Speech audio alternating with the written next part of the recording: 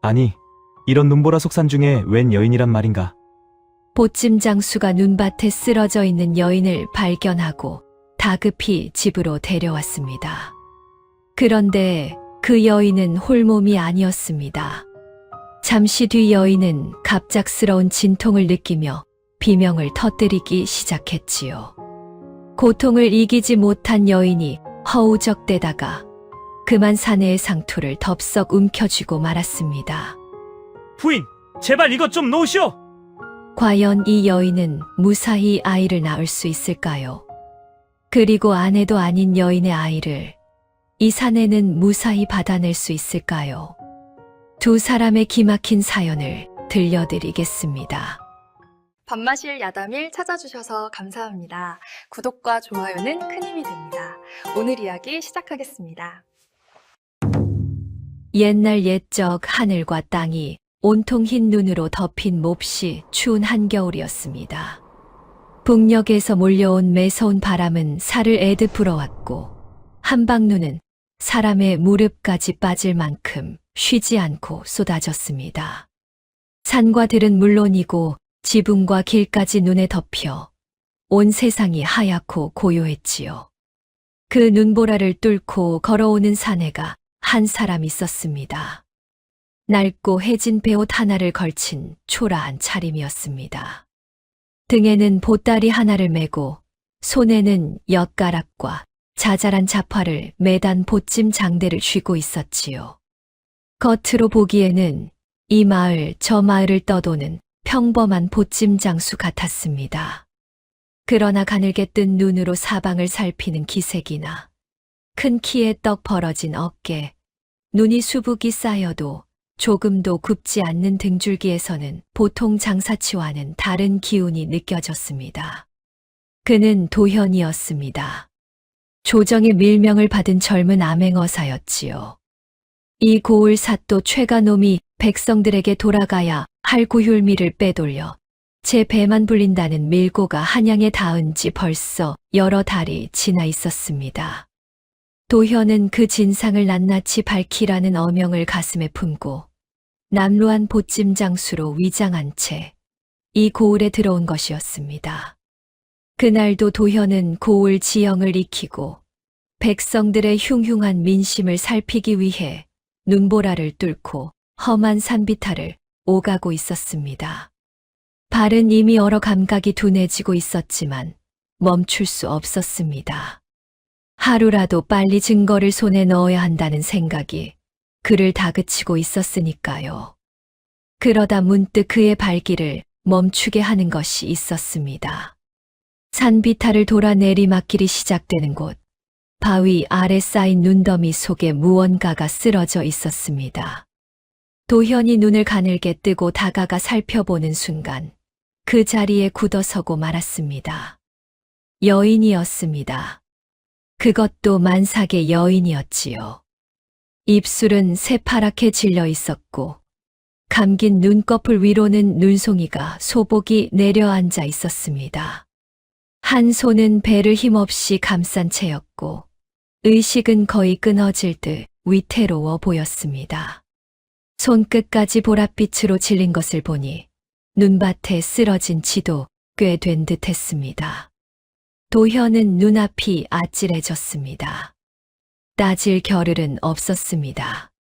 어명도 신분도 모두 뒤로 한 채 그는 곧장 보찜을 내던지고 여인을 등에 업었습니다. 언 손을 녹일 틈도 숨을 고를 틈도 없이 눈밭을 박차고 달렸지요. 도현이 몸을 숨기듯 지내던 냉골 초가집까지는 산비탈을 한참 올라야 했습니다. 등에 업힌 여인의 몸은 돌처럼 굳어 있었고 만삭이라 무게도 만만치 않았지만 도현은 이를 악물고 멈추지 않았습니다. 삭풍이 귓가를 후벼 팠고 눈발은 앞을 가렸지만 그의 두 발은 쉬지 않고 눈길을 헤쳐 나갔습니다. 마침내 초가집 아랫목에 여인을 눕히고 도현이 가쁜 숨을 몰아쉬며 무릎을 꿇었을 때였습니다. 조용하던 방 안에 날카로운 비명이 터졌습니다. 으악! 여인의 정신이 돌아온 것이었습니다. 그런데 깨어나자마자 여인의 얼굴이 고통으로 일그러지더니 두 손으로 배를 부여잡고 몸을 웅크렸습니다. 산통이 온 것이었습니다. 그것도 아이가 막 세상 밖으로 나오려는 급한 산통이었지요. 부인, 정신을 차려보시오. 도현이 다급히 몸을 숙이며 외쳤습니다. 바로 그 순간이었습니다. 큰 진통이 한꺼번에 밀려오자 여인이 고통을 이기지 못해 허우적대다가 그만 바로 앞에 있던 도현의 상투를 덥석 움켜쥐고 말았습니다. 아, 도현의 입에서 비명 같은 소리가 터졌습니다. 부인, 제발 이것 좀 놓으시오. 하지만 여인은 그의 말을 들을 수 있는 상태가 아니었습니다. 진통이 몰아칠 때마다 소나기는 더욱 세게 조여왔습니다. 산전수전 다 겪은 도현이었지만 지금 눈앞의 산모에게는 함부로 힘을 쓸 수 없었지요.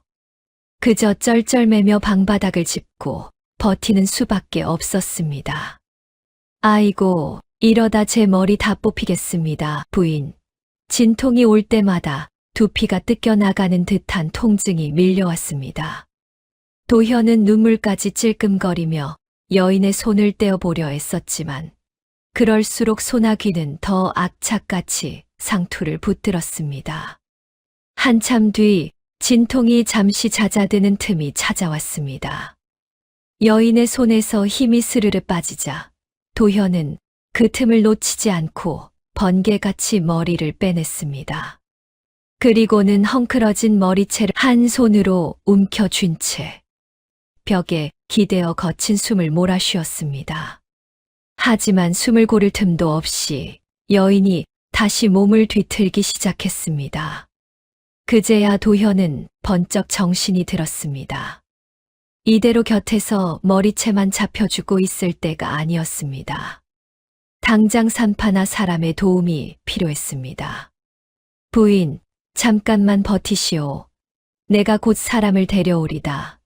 도현은 외치자마자 집신도 제대로 신지 못한 채 문을 박차고 뛰쳐나갔습니다. 한밤중 눈보라가 그의 얼굴을 사정없이 때렸지만 멈출 수 없었습니다.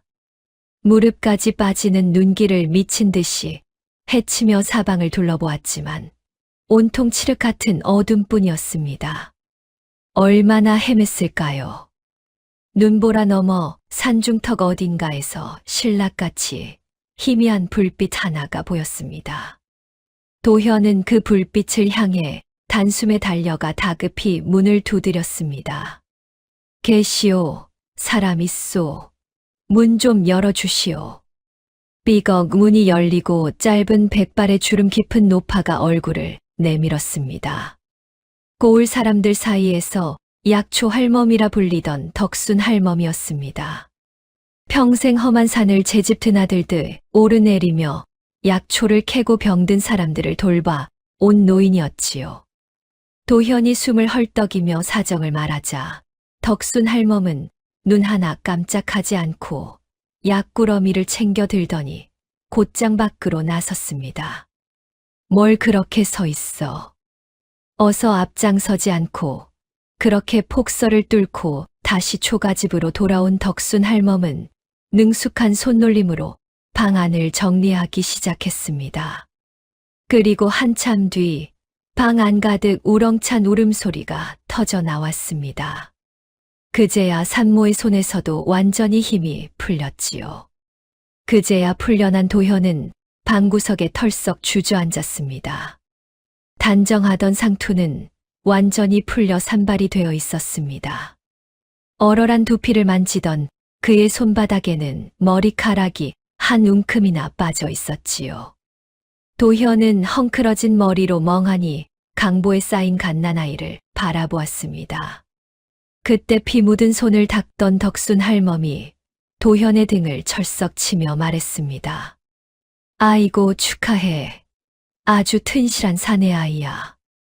색시가 아파서 서방님 상투를 아주 사정없이 잡아뜯었구먼. 머리털이 다 빠졌네 그려.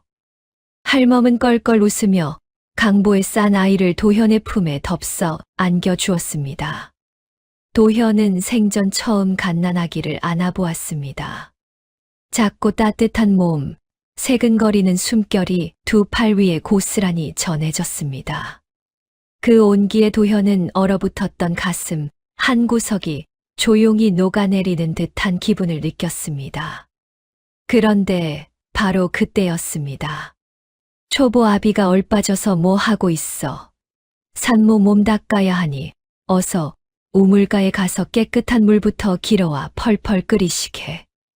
덕순 할멈의 불호령이 방 안에 쩌렁쩌렁 울렸습니다. 도현은 산발이 된 머리를 정리할 틈도 없이 다시 캄캄한 눈밭으로 뛰쳐나가 허둥지둥 물지개를 져야 했습니다. 그 밤 길고 모진 눈보라는 여전히 멈출 줄 모르고 몰아치고 있었습니다. 며칠이 지났습니다. 덕순 할멈이 산에 다녀오겠다며 짐을 챙겨 돌아가고 나자 초가집에는 도현과 여인 그리고 갓 태어난 아이만 남게 되었습니다. 할멈의 뒷모습을 바라보던 도현은 자신도 모르게 입술이 바짝 타들어가는 것을 느꼈습니다. 그의 손은 평생 붓을 쥐고 글을 읽으며 살아온 손이었습니다. 칼을 쓰는 법은 익혔어도 아궁이에 불을 떼거나 미역국을 끓이는 일은 해본 적이 없었지요. 그렇다고 물러설 수는 없었습니다. 도현은 소매를 걷어붙이고 아궁이 앞에 쪼그리고 앉았습니다. 부싯돌을 쳐 불씨를 살리는 데까지는 어떻게든 해냈습니다. 그런데 장작을 밀어넣고 입으로 후후 불자 불길은 살아나는가 싶더니 연기가 되레 아궁이 밖으로 몰려나와 도현의 얼굴을 덮쳤습니다. 콜록 도현은 눈을 질끈 감고 손을 휘저으며 연기를 쫓아냈습니다. 한참 뒤 기침을 멈추고 소매자락으로 얼굴을 문지르자 이마며 코끝에 숯검정이 잔뜩 묻어 나왔습니다. 방 안에서 그 꼴을 바라보던 여인은 얼른 입을 가렸지만 가늘게 떨리는 어깨까지 숨길 수는 없었습니다. 어찌어찌 아궁이 불을 살린 도현은 이번에는 산모에게 먹일 미역국을 끓여보겠다며 솥을 걸었습니다. 덕순 할멈이 남겨둔 마른 미역을 물에 불려 솥에 넣고 불 앞에 앉아 지키고 있으면 되는 줄 알았습니다. 하지만 잠시 마당에 나가 장작을 손보는 사이 솥 안에서는 국이 끓어 넘치다 못해 시커먼 연기까지 피어오르기 시작했습니다. 이런 도현이 황급히 달려와 솥뚜껑을 열었을 때는 이미 늦은 뒤였습니다. 미역국은 솥바닥에 새까맣게 들러붙어 있었고 국물은 거의 남아있지 않았습니다. 탄 냄새가 방 안까지 번지자 여인이 가볍게 기침을 했습니다. 도현은 민망한 얼굴로 서둘러 솥을 끌어내렸습니다. 이게 참 마음대로 되지 않는구먼. 그날 미역국은 2번이나 더 태워 먹고 나서야 겨우 사람 입에 들어갈 만한 것이 되었습니다. 그렇게 겨우 끓여낸 미역국 한 그릇을 여인 앞에 내밀며 도현이 머리를 긁적였습니다. 3번 만에 겨우 끓였소. 맛은 장담 못하겠소만. 여인은 아무 말 없이 그릇을 받아들었습니다. 한 숟가락 떠서 입에 넣고는 잠시 가만히 있었습니다. 짭니다. 도현이 멋쩍게 뒷목을 만졌습니다. 간을 맞춘다고 한 것이 그만. 도현은 풀이 죽은 얼굴로 물을 더 붓겠다며 다시 일어났습니다. 여인은 그런 그의 뒷모습을 잠자코 바라보다가 끝내 웃음이 새어나올까봐 입술을 꼭 깨물었습니다. 한겨울 냇가에서 기저귀를 빠는 일도 보통 일이 아니었습니다. 아기가 기저귀를 적시면 도현은 찬물이 흐르는 냇가로 내려가 쪼그리고 앉아 천을 빨았습니다. 손은 시리다 못해 고바들었고 그는 연신 입김을 불어가며 얼어붙은 손으로 천을 비벼야 했지요. 몇 번이나 헹구고 또 헹군 뒤에야 겨우 빨래를 마치고 돌아오는 도현의 걸음은 서툴고 투박했습니다. 하지만 그 안에 담긴 마음만은 누구보다도 곧고 진실되었습니다.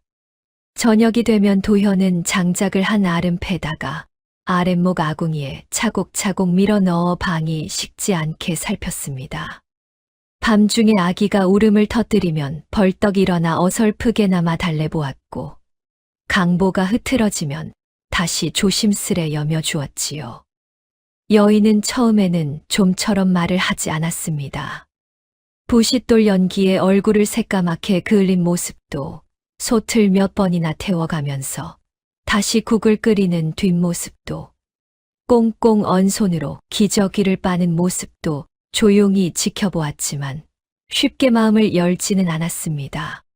세상에 믿을 사람은 없다는 것을 너무 일찍 배워버린 탓이었지요. 그러던 어느 날 밤이었습니다. 아기가 잠들고 방 안이 잠잠해지자 도현이 무심코 아이를 내려다보며 낮게 말했습니다. 이제 이름을 지어야 할 텐데. 여인은 가만히 그 말을 들었습니다. 도현이 아이를 바라보며 다시 말했습니다. 눈보라 속에서도 살아남았고 이 모진 추위도 이겨냈소. 복이 많은 아이인 게 분명하오. 잠시 조용한 침묵이 흘렀습니다. 이윽고 여인이 아이를 내려다보며 입을 열었습니다. 수복이라 부르겠습니다. 도현은 조용히 고개를 끄덕였습니다. 수복. 좋은 이름이요. 그날 밤 두 사람 사이를 감돌던 서늘한 기운이 아주 조금 누그러졌습니다. 따뜻한 아랫목 위에서 수복은 새근새근 잠들어 있었고 그 고른 숨소리가 방 안을 잔잔하게 채우고 있었습니다. 그로부터 며칠이 더 흘렀습니다. 여인의 안색이 차츰 돌아오고 수복도 힘차게 울음을 터뜨릴 만큼 기운을 차리자 도현은 다시 제 본분을 떠올렸습니다. 조정의 밀명을 받고 이 고을에 들어온 까닭도 최사또의 비리를 밝혀내야 할 임무도 아직 끝난 것이 아니었지요. 그날 밤 여인과 수복이 잠든 것을 확인한 도현은 낡은 배옷 위에 어두운 포를 하나 더 걸치고 조용히 문을 열었습니다. 달빛마저 구름에 가려 사방이 칠흑처럼 어두운 밤이었습니다. 도현은 발소리를 죽인 채 눈밭을 헤치며 관아 쪽으로 다가갔습니다. 관아 담장은 높고 단단했지만 미리 지형을 익혀둔 그에게는 그리 어려운 일이 아니었습니다. 담장 모퉁이의 낡은 기와 이음새를 발판 삼아 몸을 끌어올린 도현은 소리 없이 지붕 위로 올라섰습니다. 얼어붙은 기와는 몹시 미끄러워 몇 번이나 아찔한 순간이 찾아왔습니다. 도현은 엎드린 채 조금씩 몸을 옮기며 관아 안을 살폈습니다. 창고가 있을 만한 곳을 집요하게 더듬던 중에 순찰을 돌던 포졸 둘이 지붕 아래를 지나갔습니다. 도현은 숨조차 죽인 채 기와장에 몸을 납작 엎드리고 꼼짝하지 않았습니다. 발소리가 멀어진 뒤에야 다시 움직일 수 있었지요. 한참을 살피던 끝에 도현의 눈에 관아 뒤편 잡목더미 너머로 숨겨진 작은 창고 하나가 들어왔습니다. 자물쇠가 굳게 채워져 있었지만 창살 사이로 손을 넣어 더듬자 쌀가마니가 빽빽이 쌓인 감촉이 전해졌습니다. 백성들에게 돌아가야 할 구휼미가 이곳에 숨겨져 있는 것이 틀림없었습니다. 바로 그때였습니다. 거기 누구냐? 어둠 속에서 불빛이 번쩍이고 포졸들의 발소리가 한꺼번에 몰려왔습니다. 도현은 곧장 몸을 돌려 잡목더미를 박차고 달아났습니다. 포졸들이 고함을 지르며 뒤를 쫓았고 좁은 골목 사이로 숨 막히는 추격이 벌어졌습니다. 도현은 담장을 넘고 처마를 박차며 필사적으로 길을 열었습니다. 그러나 어둠 속에서 뜻밖의 방향으로 들이닥친 포졸의 칼날이 그의 왼쪽 팔뚝을 깊게 베고 지나갔습니다. 뜨겁고 날카로운 통증이 팔을 타고 번졌습니다. 도현은 이를 악물었습니다. 팔뚝을 움켜쥔 손가락 사이로 뜨거운 피가 흘러내렸지만 멈출 수는 없었습니다. 그는 남은 힘을 다해 포졸들을 따돌리고 눈밭을 구르다시피 헤치며 가까스로 초가집까지 돌아왔습니다. 문을 열고 쓰러지듯 안으로 들어선 도현을 맞이한 것은 잠에서 깬 여인의 눈빛이었습니다. 등잔불 아래 드러난 도현의 모습은 참담했습니다. 베옷 소매는 검붉게 젖어 있었고 그 끝에서는 핏방울이 뚝뚝 방바닥으로 떨어지고 있었지요. 여인은 소스라치게 놀랐지만 비명은 삼켰습니다. 수복이 잠들어 있었기 때문이었습니다. 여인은 입술을 깨물고 재빨리 치맛자락을 찢었습니다. 그리고 도현의 팔뚝을 제 무릎 위에 올려 단단히 동여매기 시작했습니다. 도현은 아프다는 내색 없이 여인의 손길을 받았습니다. 상처를 조여매는 천의 감촉에 턱에 힘이 들어갔지만 그는 아무 말도 하지 않았습니다. 다만 여인의 손끝이 가늘게 떨리고 있다는 것만 느끼고 있었지요. 한참 뒤 여인이 천천히 입을 열었습니다. 장사꾼은 아니시지요? 도현은 대답하지 않았습니다. 여인이 다시 낮게 말했습니다. 밤마다 나가시고 이렇게 다쳐서 돌아오시는 분이 그저 보찜 장수일 리는 없습니다. 잠시 침묵이 흘렀습니다. 도현이 조심스러운 목소리로 물었습니다. 낭자는 어찌하여 그 눈보라 속에 홀로 쓰러져 있었소? 여인의 손이 잠시 멈추었다가 다시 움직였습니다.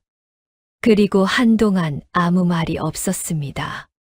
그러다 이윽고 떨리는 숨을 고른 뒤 여인이 천천히 입을 열었습니다. 한 번 열린 입술은 오래 닫혀있던 문처럼 마음속 깊이 눌러두었던 이야기를 조금씩 쏟아내기 시작했습니다. 여인의 이름은 서희였습니다. 본래 이 고을에서 대대로 백성을 위하던 관리 집안의 며느리였지요. 시아버지는 청렴하고 강직한 분이었습니다. 백성들에게 돌아가야 할 구휼미가 제대로 풀리지 않는다는 사실을 알아채고 그 실상을 낱낱이 밝혀 조정에 알리려 하셨던 분이었지요. 하지만 최사또가 먼저 손을 썼습니다. 시아버지가 입을 열기도 전에 최사또는 교묘한 모함으로 그를 역적의 누명에 가두어 버렸습니다. 하루아침에 집안은 풍비박산이 났고 시아버지는 옥에 갇혔으며 집안의 남정네들은 뿔뿔이 흩어졌습니다. 서희는 뱃속에 아이를 품은 채 최사또가 보낸 자객들에게 쫓기는 몸이 되고 말았지요. 눈보라 속에 쓰러진 것도 바로 그 때문이었습니다. 자객들의 추격을 피해 산비탈을 넘다가 끝내 기운이 다해 쓰러지고 만 것이었지요. 도현은 아무 말 없이 이야기를 들었습니다. 등잔불이 가늘게 흔들렸습니다. 서희의 목소리는 담담했지만 상처를 동여맨 천을 쥔 손끝에는 힘이 잔뜩 들어가 있었습니다. 도현은 그 손을 바라보다 이를 지그시 물었습니다. 탐관오리 하나가 망가뜨린 것이 비단 구휼미만은 아니라는 사실이 가슴 깊은 곳까지 서늘하게 파고들었기 때문이었습니다. 서희가 이야기를 마치고 잠시 숨을 고르던 때였습니다. 서희는 도현을 한 번 바라보더니 떨리는 손으로 저고리 안쪽을 더듬었습니다. 한참을 조심스레 살피다 꺼내어 내민 것은 낡고 해진 적삼 한 벌이었습니다. 이것은 억울하게 돌아가신 제 시아버님의 적삼입니다. 도현은 두 손으로 그것을 조심히 받아들었습니다. 등잔불 아래 천을 천천히 펼치자 시커멓게 말라붙은 자국들이 눈에 들어왔습니다. 처음에는 그저 고문당한 흔적인 줄로만 알았습니다. 그러나 자국을 따라 자세히 살펴보자 그것은 단순한 얼룩이 아니었습니다. 글자였습니다. 손가락 끝을 깨물어 흘린 피로 한자 눌러 쓴 혈서였지요. 도현의 숨이 멎는 듯 했습니다. 옥중에서 마지막을 앞두고 서희의 시아버지는 스스로 손가락을 깨물어 피를 냈습니다. 그리고 그 피로 적삼 위에 빼곡하게 글자를 남겼지요. 겉으로 보면 피에 젖은 죄수의 낡은 옷처럼 보였기에 포졸들의 눈을 속일 수 있었습니다. 그러나 그 안에는 최사또가 언제 누구와 손을 잡고 구휼미를 얼마나 빼돌렸는지 또 얼마의 돈을 주고받았는지까지 낱낱이 적혀 있었습니다. 도현이 그토록 찾아 헤매던 결정적인 증거가 쫓기던 만삭의 여인 품속에 숨겨져 있었던 것이었습니다. 도현은 한동안 아무 말도 하지 못했습니다. 손끝으로 말라붙은 피글씨를 천천히 더듬어 내려가던 그는 가슴 속에서 뜨거운 것이 치밀어 오르는 것을 느꼈습니다. 억울하게 죽어간 한 사람의 마지막 뜻이 그 핏자국 속에 그대로 남아 있었기 때문이었습니다. 반드시 밝혀내겠소. 도현의 목소리는 낮았지만 단단했습니다. 서희는 아무 말도 하지 않았습니다. 다만 무릎 위에 올려둔 두 손을 천천히 모아 쥐었습니다. 오래 참아온 눈물이 그제야 조용히 흘러내렸지요. 그 밤 아궁이 안에서는 장작불이 타닥타닥 소리를 내며 타올랐습니다. 수복은 새근새근 고른 숨을 내쉬고 있었고 흔들리는 등잔불 아래 두 사람은 말없이 같은 곳을 바라보고 있었습니다. 긴 겨울이 아무리 깊어도 봄이 오면 반드시 끝을 내고 말겠다는 마음처럼 불씨는 꺼지지 않고 밤새 살아 있었습니다. 하지만 그 다짐이 굳어지기도 전에 먼저 화가 닥쳐왔습니다. 그날 밤은 유난히 바람이 거셌습니다.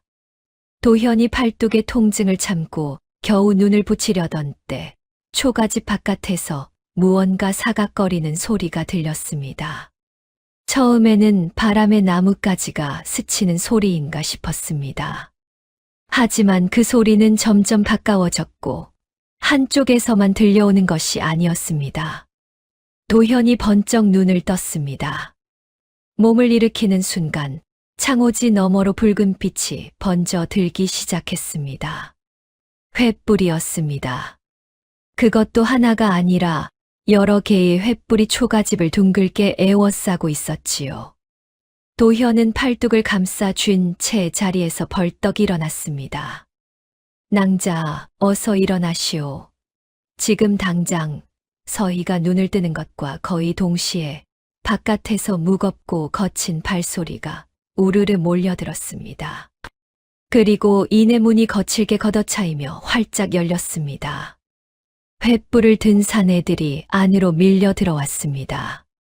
눈을 가린 검은 두건과 번뜩이는 칼날, 최사또가 보낸 자객들이었습니다. 도현의 핏자국을 눈밭에서 끝까지 쫓아온 것이었지요. 어사 나리께서 이런 외딴 곳에 계실 줄은 미처 몰랐군요. 자객 두목이 입꼬리를 비틀며 천천히 안으로 들어왔습니다. 도현은 서희와 수복 앞을 가로막고 섰습니다. 다친 왼팔이 묵직하게 당겨왔지만 허리춤에 칼자루를 쥔 오른손은 흔들리지 않았습니다. 이 집에 있는 사람들은 아무 죄가 없다. 나 하나만 데려가면 될 것 아니냐. 자객 두목이 코웃음을 쳤습니다. 그때 바깥에서 횃불 하나가 지붕 위로 던져졌습니다. 마른 지프로 엮은 지붕에 불이 옮겨붙는 것은 순식간이었습니다. 타닥타닥 불길이 번지는 소리가 머리 위에서 들려왔고 연기가 방 안으로 밀려들기 시작했습니다. 수복이 울음을 터뜨렸습니다. 도현은 이를 악물었습니다. 낭자, 아이를 안고 뒷문으로 나가시오. 지금 당장. 서희는 수복을 강보째 가슴에 꼭 끌어안고 몸을 일으켰습니다. 도현은 곧바로 칼을 빼들었습니다. 자객들이 한꺼번에 달려들었습니다. 좁은 방 안에서 칼날 부딪히는 소리가 날카롭게 울렸습니다. 도현은 다친 왼팔로 공격을 막아내며 오른손으로 쉼 없이 칼을 휘둘렀습니다. 한 명, 두 명, 밀려드는 자객들을 막아내며 서희가 뒷문으로 빠져나갈 틈을 벌어주었지요. 연기는 점점 짙어졌습니다. 눈이 따갑고 숨이 막혀왔지만 도현은 이를 악물고 버텼습니다. 바로 그때 산에서 돌아오다 불길을 보고 달려온 덕순 할멈이 뒷문 밖에 나타났습니다. 할멈은 상황을 한눈에 알아차리고 곧장 서희의 손목을 붙잡았습니다. 어서 이쪽으로. 서희가 뒷문으로 빠져나가는 것을 확인한 도현은 남은 자객들을 반대쪽으로 끌어내기 위해 앞문을 박차고 뛰쳐나갔습니다. 바깥에서는 다시 눈보라가 거세지고 있었습니다. 도현은 불길에 휩싸인 초가집을 등진 채 눈밭을 달렸습니다. 자객들이 고함을 지르며 뒤쫓아왔습니다. 다친 팔에서는 다시 피가 배어나왔지만 도현은 멈추지 않았습니다. 서희와 수복 그리고 덕순 할멈이 무사히 몸을 숨길 시간을 벌어야 했기 때문이었습니다. 도현은 자객들을 반대편 산자락으로 끌어들이며 지형을 이용해 하나씩 따돌렸습니다. 눈 쌓인 절벽 끝을 아슬아슬하게 타며 거리를 벌렸지만 자객들은 끝까지 집요하게 따라 붙었습니다. 그러다 등 뒤에서 날카롭게 바람을 가르는 소리가 들렸습니다. 피할 겨를이 없었습니다. 독화살이었습니다. 화살촉이 오른쪽 어깨 아래를 파고드는 순간 도현의 몸이 크게 휘청였습니다. 바로 그 아래 눈 덮인 절벽 끝이 무너졌고 도현은 그대로 깊은 계곡 아래로 굴러떨어졌습니다. 눈앞은 순식간에 칠흑 같은 어둠으로 뒤덮였습니다. 떨어지는 동안 눈 덮인 나뭇가지들이 몸을 사납게 스치고 지나갔습니다. 그리고 마침내 두꺼운 눈더미 위로 몸이 미끄러지듯 쓸려 내려가 멈추었습니다. 온몸의 감각이 빠르게 멀어지고 있었습니다. 독이 퍼지고 있었던 것이지요. 자객들은 절벽 위에서 횃불을 들어 아래를 비추었습니다. 그러나 쏟아지는 폭설이 도현의 흔적을 금세 하얗게 덮어버리고 있었습니다. 이만한 계곡 아래로 굴러떨어졌으니 살아날 리 없다. 산짐승밥이 되었을 테니 그만 물러서자. 두목이 차갑게 내뱉었습니다. 자객들은 살을 내는 눈보라에 혀를 차며 하나둘 발길을 돌렸습니다. 그들의 발소리는 이내 눈 속에 묻혀 사라졌습니다. 계곡에는 다시 깊은 정적이 내려앉았습니다. 쏟아지는 눈이 도현의 몸 위로 소복소복 쌓여갔습니다. 검붉은 핏자국도 어깨에 박힌 화살도 눈은 아무것도 모른다는 듯 천천히 덮어버렸습니다.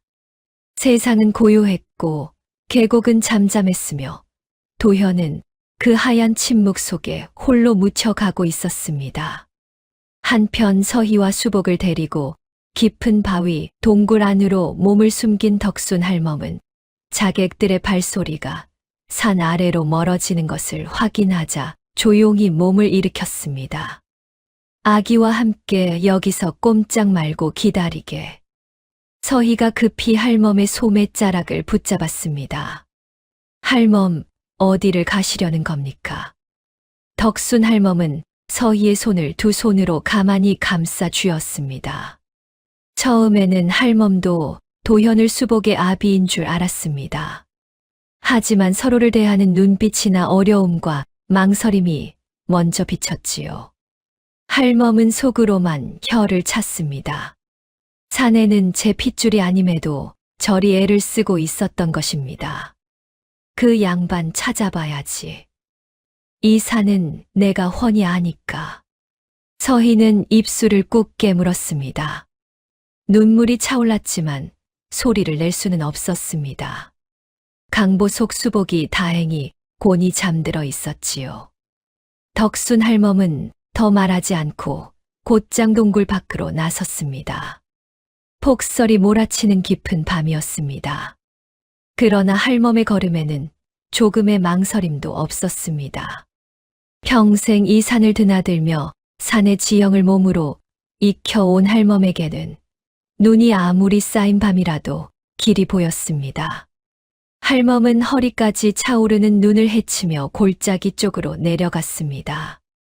얼마나 헤맸을까요?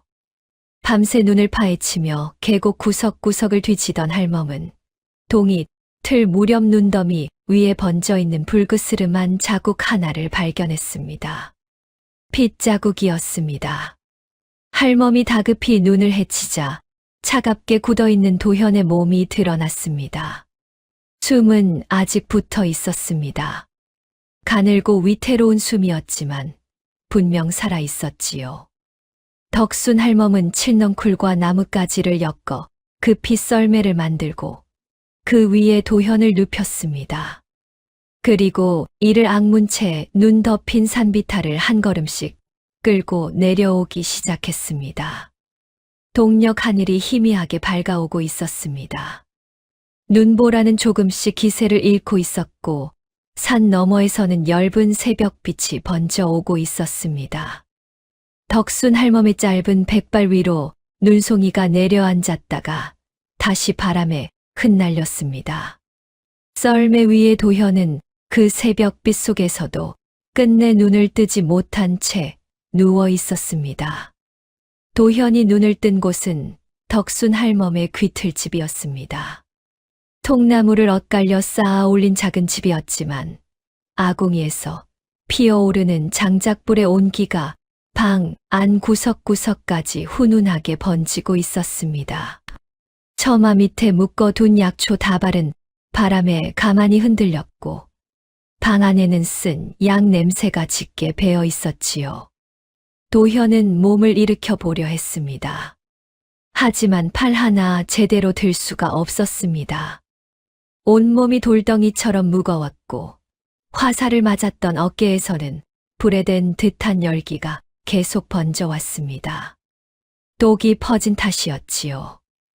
도현은 이를 악물고 다시 몸을 누였습니다. 덕순 할멈은 작은 돌절구 앞에 쪼그리고 앉아 무언가를 빻고 있었습니다. 희고 가느다란 뿔이었습니다. 할멈이 그것을 절구에 넣고 힘있게 치시기자 짙고 서늘한 향이 방 안으로 퍼졌습니다. 그게 무엇이오? 도현이 쉰 목소리로 묻자 덕순 할멈이 고개도 들지 않은 채 대답했습니다. 설연초다. 한겨울 바위 절벽 끝에서만 나는 것이다. 이 근방에서는 독 빼는데 이만한 게 없지. 할멈은 진익인 설연초를 도현의 어깨 상처에 두툼하게 바르고 천으로 단단히 동여맸습니다. 차갑고 시린 기운이 닿자 도현의 이마에 식은땀이 맺혔지만 타오르던 열기는 조금씩 가라앉기 시작했습니다. 살 수 있겠소. 그러자 할멈이 퉁명스럽게 받아쳤습니다. 살 수 있겠냐고 묻는 사람치고 못 살아난 사람은 못 봤다. 도현은 잠시 숨을 골랐다가 다시 물었습니다. 여인과 아이는 멀쩡하다. 지금 이 방 안에 있다. 도현이 고개를 돌리자 방 한쪽에 서희가 앉아 있었습니다. 수복을 가슴에 안은 채 도현을 바라보고 있었지요. 두 눈은 벌겋게 부어 있었습니다. 밤새 울었다는 것이 그대로 드러나 있었습니다. 도현이 입을 열려 하자 서희가 먼저 고개를 저었습니다. 말씀하지 마세요. 지금은 그냥 쉬십시오. 도현은 더 말하지 않았습니다. 무거워진 눈꺼풀이 다시 내려앉았고 그는 이내 깊은 잠 속으로 빠져들었습니다. 그렇게 도현은 보름이 넘는 시간을 귀틀집 아랫목에 누워 지냈습니다. 도끼가 워낙 깊이 스며든 탓이었습니다. 덕순 할멈은 매서운 추위를 뚫고 날마다 산에 올라 설연초를 캐왔고 그것을 짓이겨 상처에 발라주었습니다. 끼니 때마다 쓴 약탕도 다려 도현의 입에 떠먹였지요. 서희는 할멈 곁에서 약 다리는 일을 도우며 수복을 돌보았습니다. 처음 며칠 동안 도현은 열에 들떠 사람 말을 제대로 알아듣지 못했습니다. 밤이면 이를 악물고 몸을 뒤척였고 숨이 가빠졌다 잠잠해지기를 여러 번 되풀이했습니다.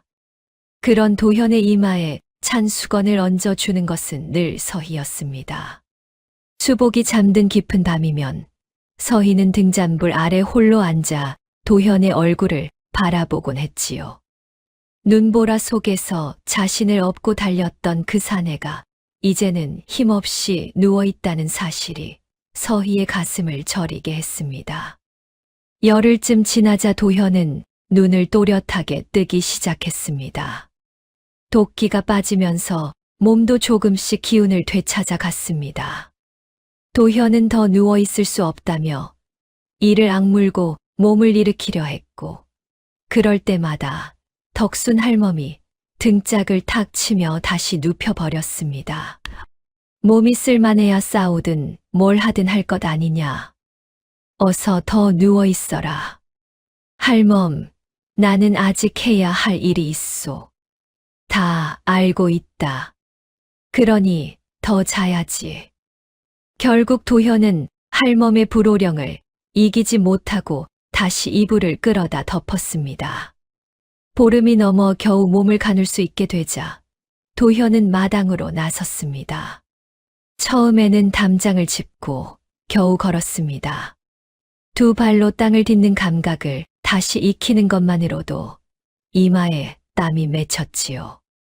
그러나 며칠이 지나자 마당 한가운데 서서 마른 나뭇가지를 쥔 채 칼 쓰는 동작을 천천히 익히기 시작했습니다. 굳어있던 근육이 조금씩 풀렸고 끊어질 듯 당기던 어깨도 차츰 움직임을 되찾아 갔습니다. 그 모습을 귀틀진 문간에서 지켜보던 서희는 조용히 방 안으로 들어갔습니다. 그리고 품속에서 시아버지의 적삼을 꺼냈습니다. 서희는 등잔불 가까이에 몸을 기울이고 말라붙은 혈서의 글자들을 한자 한자 짚어 내려갔습니다. 숨을 죽인 채 읽다 보면 시아버지가 오간에서 마지막 숨을 붙들고 얼마나 떨리는 손으로 글자를 눌러 썼을지가 그대로 느껴지는 듯 했습니다. 눈에서 뜨거운 것이 한 방울 떨어졌지만 서희의 손은 멈추지 않았습니다. 도현이 마당에서 들어왔을 때 서희는 종이 한 장을 펼쳐놓고 혈서의 내용을 날짜 순서대로 정리하고 있었습니다. 이것을 보십시오. 서희가 종이를 내밀었습니다. 그 안에는 최사또가 구휼미를 빼돌린 날짜, 거래한 상인의 이름, 매물의 액수, 거래가 이루어진 장소까지 빼곡하게 적혀 있었습니다. 도현이 눈을 가늘게 뜨고 찬찬히 살펴보던 중 한 가지 이름이 여러 번 눈에 들어왔습니다. 장소였습니다. 쌍용이 여의주를 문 형상이라는 곳이었지요. 도현이 고개를 들었습니다. 이 근방에 이런 지형이 있소. 서희는 고개를 저었습니다. 저도 처음 듣는 이름입니다. 도현은 곧장 덕순 할멈을 불렀습니다. 처마 밑에서 약초를 다듬던 할멈이 방 안으로 들어오며 물었습니다. 무슨 일이냐?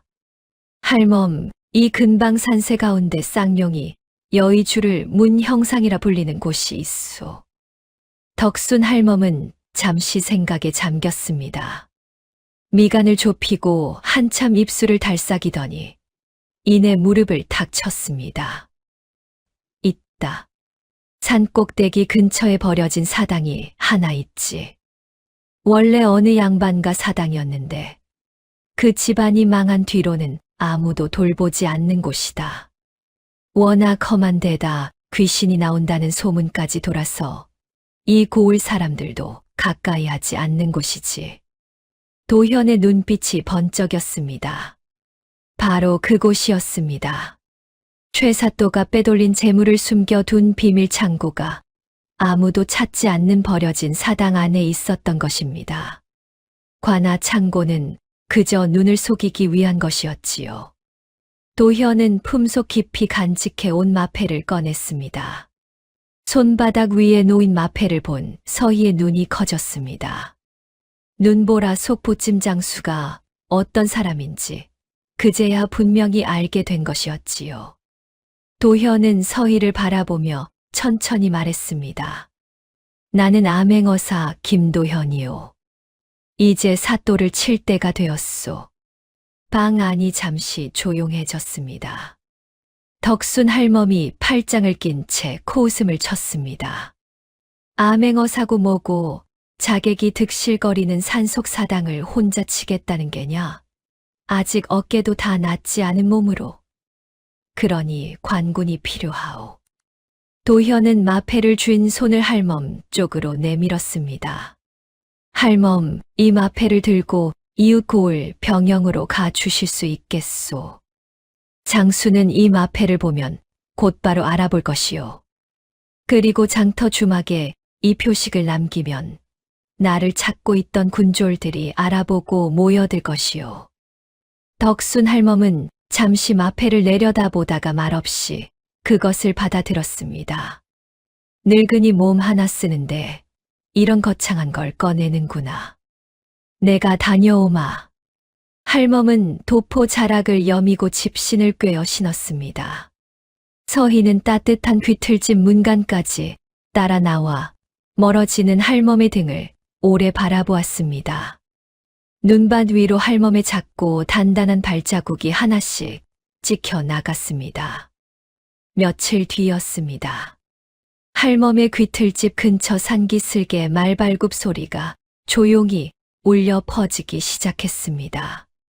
무장한 관군과 군졸들이 나뭇가지 사이를 헤치고 하나둘 모여들고 있었습니다.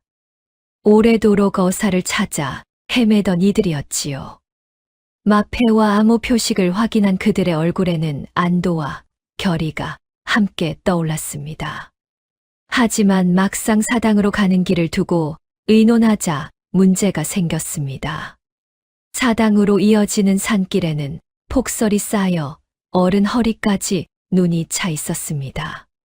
무장한 관군이 대열을 이루어 들어가기에는 너무 험한 길이었지요. 길을 제대로 아는 이 하나 없이 무턱대고 나섰다가는 사당에 닿기도 전에 발이 묶일 것이 뻔했습니다. 무거운 침묵이 흐르던 그때 앞으로 나선 사람이 있었습니다. 덕순 할멈이었습니다. 날 따라오너라. 할멈이 두툼한 속옷을 여미며 군졸들 앞에 섰습니다. 산짐승들만 다니는 얼어붙은 폭포 뒤 샛길이 있다. 눈이 아무리 쌓여도 그 길은 막히지 않아. 내가 평생 다닌 길이다. 관군들은 서로 얼굴을 마주 보았습니다. 그러나 도현이 조용히 고개를 끄덕이자 모두 군말 없이 할멈의 뒤를 따랐습니다. 할멈은 조금도 망설이지 않고 앞장섰습니다. 눈 덮인 바위를 짚고 얼어붙은 폭포 옆 좁은 절벽길을 타고 잡목더미 사이를 헤쳐나가는 걸음이 노인의 것이라고는 믿기 어려울 만큼 빠르고 단단했습니다. 관군들이 미처 따라가지 못해 숨을 헐떡일 정도였지요. 도현은 할멈의 뒤를 바짝 따르며 낮은 목소리로 관군들에게 대형을 지시했습니다. 마침내 빽빽한 잡목 너머로 버려진 사당에 지붕선이 모습을 드러냈습니다. 도현이 손을 들어 모두를 멈추게 했습니다. 사당 안팎으로 자객들이 창을 든 채 순찰을 돌고 있었고 사당 주변에는 최사또의 신복들이 겹겹이 배치되어 있었습니다. 도현은 관군을 세 갈래로 나누어 은밀히 자리를 잡게 했습니다. 그리고 자신은 가장 앞에 섰습니다. 사당 안에서는 최사또의 목소리가 들려오고 있었습니다.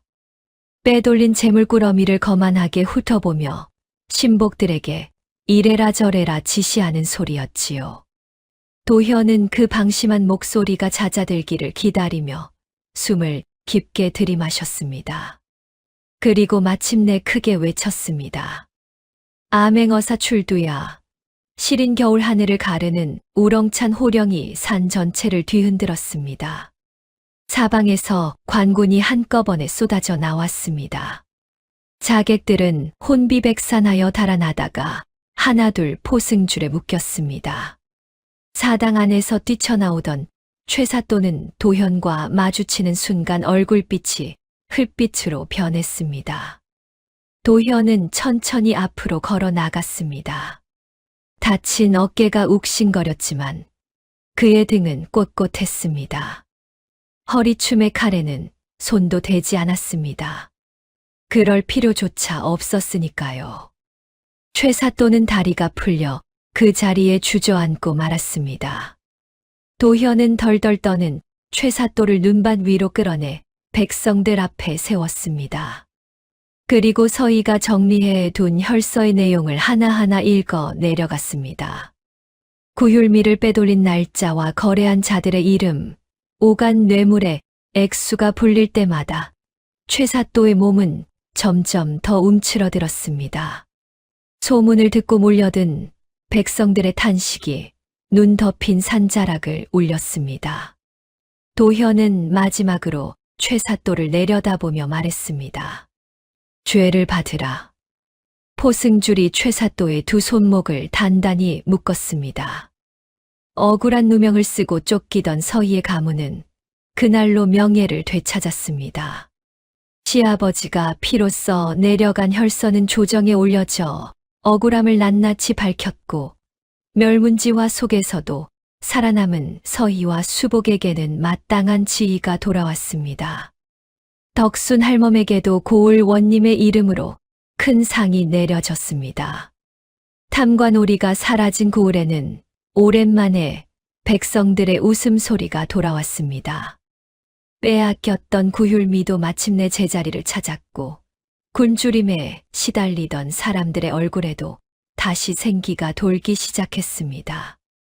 그리고 길고 모진 겨울이 지나고 마침내 따뜻하고 눈부신 봄이 찾아왔습니다. 그로부터 몇 해가 흘렀습니다. 산수유꽃이 노랗게 흐드러진 어느 따뜻한 봄날이었습니다. 울타리 너머로는 살구꽃이 하얗게 피어 있었고 담장 아래로는 개나리가 샛노랗게 번져 있었습니다. 너른 기와집 마당에는 맑은 웃음소리가 끊이지 않았지요. 그 웃음소리의 주인은 수복이었습니다. 아장아장 걸음마를 뗀 지는 얼마 되지 않았지만 마당을 누비는 모습은 벌써 제법 씩씩하고 야무졌습니다. 고사리 같은 손으로 돌멩이를 집어들었다가 툭 던지기도 하고 처마 밑에 쪼그리고 앉아 개미들이 줄지어 가는 모습을 들여다보기도 했습니다. 그러다가도 이내 까르르 웃음을 터뜨리며 다시 마당 한가운데로 달려나가곤 했지요. 봄 햇살이 그 작고 동그란 머리 위로 따뜻하게 쏟아지고 있었습니다. 대청마루 위에는 덕순 할멈이 앉아 있었습니다. 이제는 더 이상 산속의 허름한 오두막이 아니었습니다. 볕 잘 드는 따뜻한 대청마루에 두툼한 방석을 깔고 허리를 곧게 편 채 앉아 있었지요. 그 앞에는 갓 우린 대추차 한 잔이 김을 피우고 있었고 할멈은 마당을 뛰노는 수복을 흐뭇한 눈으로 바라보고 있었습니다. 평생 험한 산을 타며 고생하던 날들이 까마득한 예실처럼 느껴질 만큼 할멈의 얼굴에는 깊고 편안한 온기가 어려 있었습니다. 그때 서희가 부엌에서 나와 할멈 곁에 조용히 앉았습니다. 가문의 지위를 되찾은 서희는 이제 더 이상 쫓기던 날의 수척하고 창백한 모습이 아니었습니다. 두 볼에는 은은한 혈색이 돌았고 눈빛은 맑고 단단해져 있었지요. 서희는 덕순 할멈을 친정어머니처럼 모시며 한 집에서 살아가고 있었습니다. 할멈, 대추차 더 드릴까요? 됐다. 이렇게 따뜻한 마루에 앉아 저 녀석 재롱만 보고 있어도 배가 부르구나. 할멈이 수복을 바라보며 주름진 입가를 끌어올렸습니다. 서희도 수복을 바라보며 미소를 지었습니다. 눈보라 속에서 오직 살아야 한다는 마음 하나로 버텨낸 끝에 태어난 아이라는 사실이 이런 볕 좋은 봄날에는 아득한 꿈처럼 느껴지기도 했습니다. 바로 그때였습니다. 대문 밖에서 낯익은 목소리가 들려왔습니다. 아무도 없소. 찾아온 사람도 못 알아보는 것이오. 서희와 덕순 할멈이 동시에 고개를 돌렸습니다. 이윽고 대문이 열리고 안으로 들어서는 사람을 본 순간 두 사람은 버선발로 마루에서 내려섰습니다. 도현이었습니다. 예전의 남루한 배옷차림은 아니었습니다. 단정하게 갓을 쓰고 맑은 비취빛 또포 자락을 봄바람에 가볍게 날리며 들어서는 모습은 한층 늠름하고 반듯했습니다. 그러나 두 사람을 바라보는 눈빛만은 그 눈보라 치던 밤과 조금도 다르지 않게 따뜻했지요. 오랜만이요, 할멈. 낭자도 안색이 좋아 보이는구먼. 덕순 할멈이 두 팔을 벌리며 콧등을 훌쩍였습니다. 이 사람 좀 보게. 그새 이렇게 의젓해졌구나. 어디 아픈 데는 없느냐? 어깨는 괜찮고 할멈 덕에 흉터만 남고 다 나았소. 도현이 껄껄 웃으며 할멈의 손을 두 손으로 잡았습니다. 서희는 그 곁에서 조용히 고개를 숙였습니다. 먼 길 오시느라 고생하셨습니다. 오는 길이 무슨 고생이겠소. 꽃이 이렇게 만발한 날에는 발걸음이 절로 가벼워지는 법이지요. 도현이 환하게 웃었습니다. 바로 그 순간이었습니다. 마당 한가운데서 돌멩이를 가지고 놀던 수복이 도현을 발견했습니다. 아이는 잠깐 낯선 듯 눈을 깜빡이더니 이내 아무 거리낌도 없이 아장아장 도현 쪽으로 걸어왔습니다.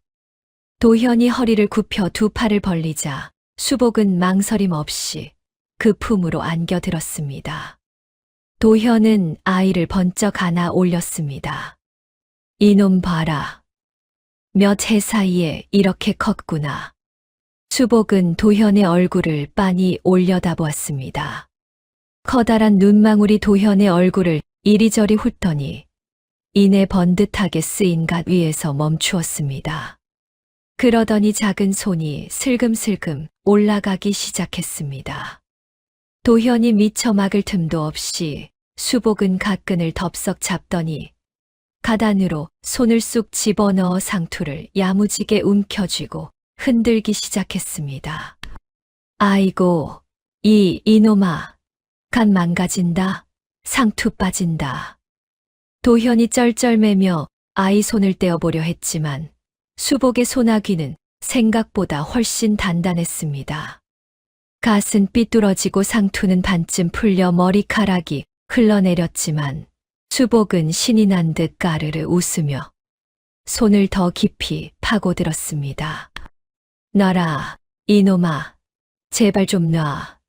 도현이 아이를 안은 채 발을 동동 구르자 그 모습을 지켜보던 덕순 할멈이 무릎을 탁 쳤습니다. 그리고는 특유의 구수한 웃음을 봄 하늘로 시원하게 터뜨렸지요. 아이고, 저 녀석 좀 보게.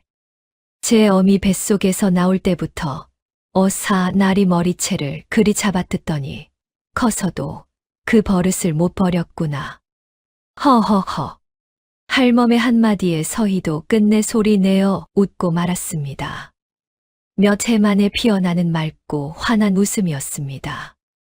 길고 모진 겨울을 견디며 어느새 잊고 지냈던 웃음이 그제야 봄 햇살처럼 서희의 얼굴 위에 환하게 번졌지요. 가시빛 뚫어진 채 아이와 실랑이를 벌이던 도현도 그 웃음소리에 고개를 들었습니다. 그리고 반쯤 풀린 상투 그대로 세상에서 가장 편안하고 따뜻한 미소를 지었습니다. 눈보라 속 냉골 초가집에서 처음 만난 사람들이었습니다. 만삭에 서희를 업고 눈밭을 달리던 밤이 있었고 머리채를 뜯기며 방바닥을 허우적대던 밤이 있었습니다. 솥을 3번이나 태워가며 끓인 짠 미역국이 있었고 피투성이가 되어 돌아오던 밤도 있었습니다. 독화살을 맞고 절벽 아래로 굴러떨어지던 날도 있었지요.